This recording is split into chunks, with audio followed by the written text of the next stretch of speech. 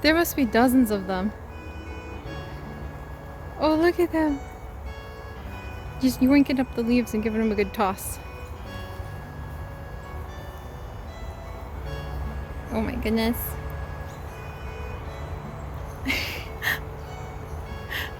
They're so aggressive about it too. Maybe they're annoyed because like it's hard to get to the worms. Like, how dare all these leaves get in my way. Hey, frog! I got startled when he jumped. You gotta be careful. We found a snapping turtle here. Big old snap. We were checking to see if there's a snapper. No snapping turtle this time. So we think. And there's no squirrel in the squirrel hole. Did I scream when he jumped out? Startled me.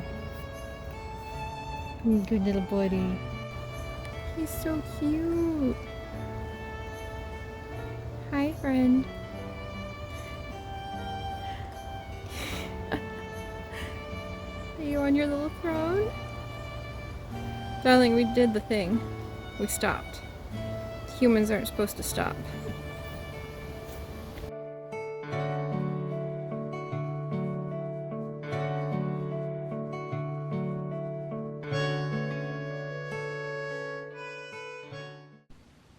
Look at our cascading petunias! They're blossoming! I am so happy! After the last batch died when Chips and I went off to Yellowstone, and that batch was huge. Like, I was showing the patrons pictures of it all the time. It just went in these big, beautiful waves of blossoms that cheered me up every time I came into this room. So I was really worried I would never have that experience again. But sure enough, we have round 2, a new batch of cascading petunias, and thankfully all of them are coming up pretty well. We had one who was older than all of the rest of the petunias because it was the only one I had left over from the last set, and so it kind of has like risen higher than everybody else, but it makes this really fun hill. This is beautiful. It's just a hill of flowers, and every day I come in now there's new little petunias coming in, you guys. You can see the tiny little babies are starting to pop in over here too. So even though it is moving into winter, it'll be winter solstice in another couple weeks here. I still get to see beautiful new blossoms all the time. And that means a lot to me. This is just one of the best gifts Chips has ever given me. And we used to use it practically for lettuce, but we always, as vegans who eat like a daily salad right now, we would outpace our lettuce. And so now I just use it for joy. And I really think this is one of the best things you can do if you're like me and you have seasonal affective disorder, and when the weather gets like darker, you have to work really hard to affect your biochemistry and keep your mood up. This helps me so much because the light itself, it kind of mimics the sun, so you feel a lot like more exposed to something that's nice and bright. And then seeing these beautiful flowers when outside the trees are losing all of their leaves and you don't really see many new greenery pieces coming up this time of year, this just helps my mood so much. And also the light seems to be helping all of my other plants too, because look at Kina! Kina has gone ahead and she has gotten herself a new leaf. I am so happy. She's my very first ever monstera, so I'm not sure like how to really take care of a monstera, other than like you're supposed to keep them pretty much at room temperature year round because they're a tropical plant and you're supposed to water them all the time. I've been fulfilling those 2 obligations and she's responded so well. I'm so happy about this new growth. Oh my goodness. Monsteras are just such a gorgeous plant, and it kind of is the shape of the old pins that we used to have for our like leafy heart pins for our community. But she seems to be loving the light, so I have her over here instead of next to the window, and she's just like taken off with a whole brand new leaf. Beautiful. And my orchid I moved over here is actually putting out a new root as well. So if you have some indoor plants that need a little bit of extra pizzazz and you want a little extra pizzazz, I can highly recommend one of these. It's been the gift that continues to keep giving. And I almost forgot to mention, but my string of turtles is growing! We have so many more little babies popping up on all of its sides, and I am so happy about that, because I basically am a succulent mass murderer.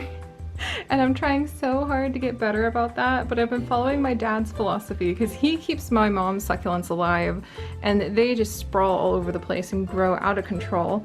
And I asked how on earth he does it, and he says the combination is just a little bit of light, some neglect, and 1/3 a cup of water maximum a week. And sometimes you forget. So I've been following that philosophy, except for the beginning part because I have it on my Google Calendar. And look at all these babies. I think it's working, you guys. Hey guys, so it's been a really beautiful quiet day here where I've just been catching up finally on a whole bunch of stuff that has just been like cascading out of my reach for the last couple weeks. Getting ahead on some videos, which always feels really good. Playing some Hyrule Warriors with Chips was felt awesome. We went on a great walk, as you guys saw. It was so much fun. I wish my wildlife camera had some memory on it, but unfortunately my memory card is full and the new one hasn't arrived yet, or else I would have just been agog with that beautiful, beautiful red-shouldered hawk that we saw. He was still there when we left too, just relaxed. People with dogs were walking by. It was such a just gorgeous scene to see him sitting as the wind was rustling his feathers and the sun came out and it made him shine with a beautiful golden glow. It was really a special moment, and I'm really, really happy that Chips and I got to share that. But we've been enjoying a day like that, and I've been doing a lot of cleaning and just kind of refreshing. We're about halfway through-ish, almost, Vlogmas, and I'm really proud of myself. We're getting closer and closer to halfway through the month, which kind of blows my mind.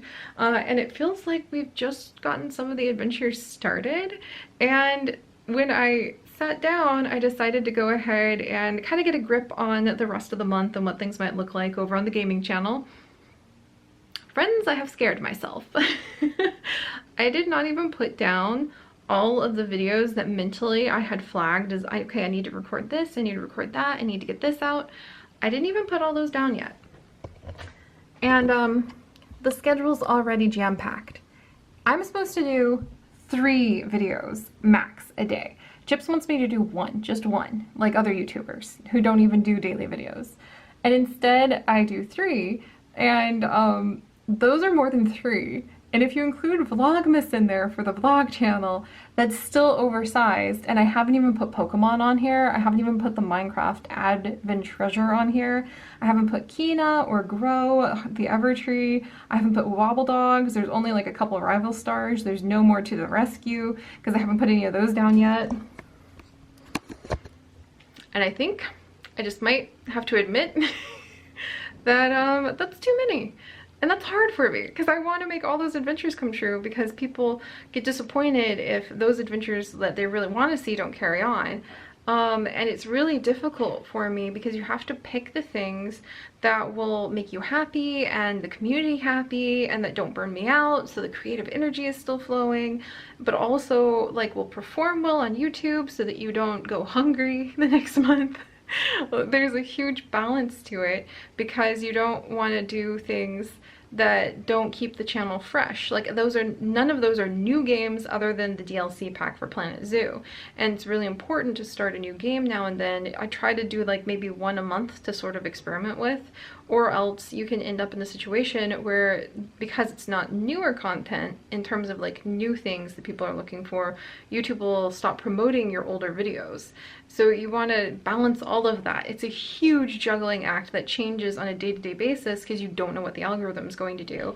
And I often will have to like rearrange videos because one's doing unexpectedly well or one's doing really not well, and I have to balance out what goes out. But at some point you also have to bite the bullet so that you can set some days aside to make the recording, because if you don't get ahead, you're going to die. So I've been kind of figuring out what that balance looks like. And I think I'm just gonna make this shadow schedule that I just put down. And my goal is just going to be to try to do just a couple a day. And if all I can manage this month is to carry on our not very popular, but I love it with all my heart, Animal Crossing Vlogmas, and one other, like hopefully more popular episode that will feed me next month, that's fine. I have been doing this for 8 years now and over 10,000 videos. And the thing that they don't really tell you is that it starts over every single month. There's very rarely points in times where you've reached a plateau where you can be like, phew, okay, I've made it to this top and I don't need to worry about sliding back down. That's just not how this platform works. And I accept that because the pros and the cons and the benefits and the joys and the work that goes into it has become a core part of who I am in my life. And I'm not meaning to complain, but I am meaning to kind of acknowledge that at some point you have to draw the line in the sand at what is enough. And when you are trying to figure out what is enough and you're up against an ever-changing algorithm, the only answer that you're ever going to be able to come up with is the one that brings you peace. And if you're using the algorithm's results to bring you that peace, you're never going to find it. This is the deepest wisdom I can pass on to you from 8 years of doing YouTube.